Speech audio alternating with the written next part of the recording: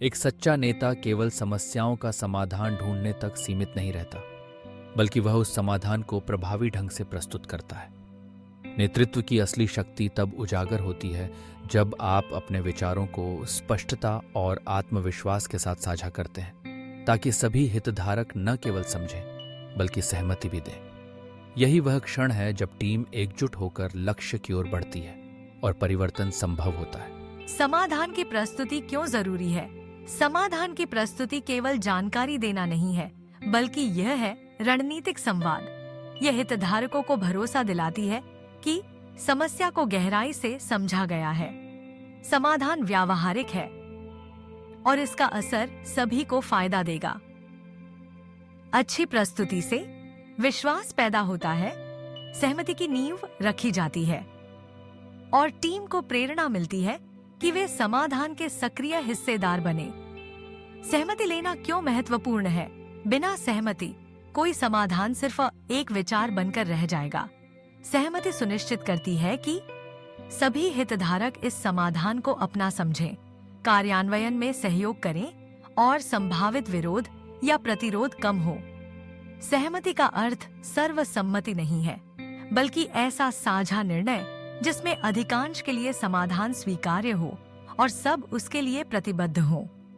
समाधान प्रस्तुत करने की प्रक्रिया एक हितधारकों को समझना। कौन प्रभावित होगा? उनकी प्राथमिकताएं क्या हैं? उनकी चिंताएं क्या हो सकती हैं? 2. प्रस्तुति की संरचना बनाना। समस्या का संक्षिप्त परिचय, मूल कारण और प्रभाव, प्रस्तावित समाधान, कार्यान्वयन योजना, कब, कैसे, किसके द्वारा, संभावित जोखिम और समाधान, अंत में निष्कर्ष और सहयोग की अपील। 3. प्रभावी संचार तकनीकें। सरल और स्पष्ट भाषा, कहानी कहने की कला, स्टोरी टेलिंग, ताकि लोग भावनात्मक रूप से जुड़ें। विजुअल्स, चार्ट, ग्राफ, स्लाइड्स, आत्मविश्वास और पारदर्शिता। सहमति बनाने की प्रक्रिया एक आपत्तियों को सुनना और हल करना। क्या यह बहुत महंगा है?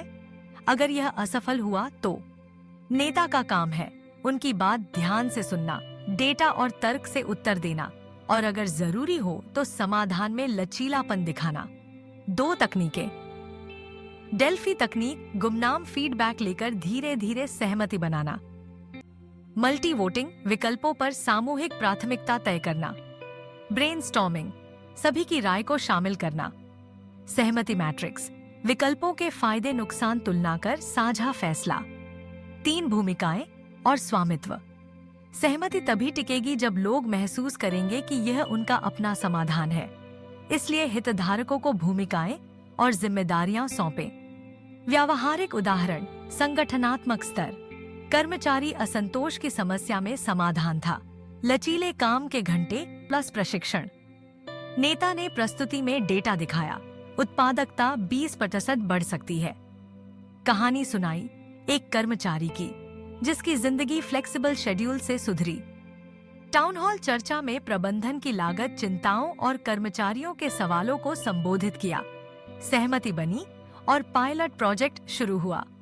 सामाजिक स्तर, ग्रामीण जल संकट में एनजीओ ने समाधान पेश किया। वर्षा जल संचयन, प्रस्तुति में स्थानीय आंकड़े और तस्वीरों का उपयोग किया। समुदाय की चिंता, रखरखाव कौन करेगा? एनजीओ ने स्थानीय समिति बनाई। सहमति बनी और प्रोजेक्ट सफल हुआ। चुनौतियां और समाधान। हितधारक प्रतिरोध, सुनिए, छोटे पायलट से शुरू कीजिए। कम्युनिकेशन गैप, सरल भाषा और विजुअल्स का उपयोग कीजिए। मतभेद, सहमति मैट्रिक्स या मध्यस्थता कीजिए। समय की कमी, पूरी प्रक्रिया को संरचित और समयबद्ध कीजिए। याद रखिए, सिर्फ समाधान ढूंढना ही लीडरशिप नहीं है, असली नेतृत्व है उस समाधान को इस तरह प्रस्तुत करना कि लोग कहें यह हमारा अपना है। सहमति वही पुल है जो समस्या के समाधान को सिर्फ विचार नहीं बल्कि सफल क्रियान्वयन बनाता है। और सच्चा लीडर वही है जो लोगों को निर्णय में शामिल करे, विश्वास बनाए और साझा भविष्य रचे।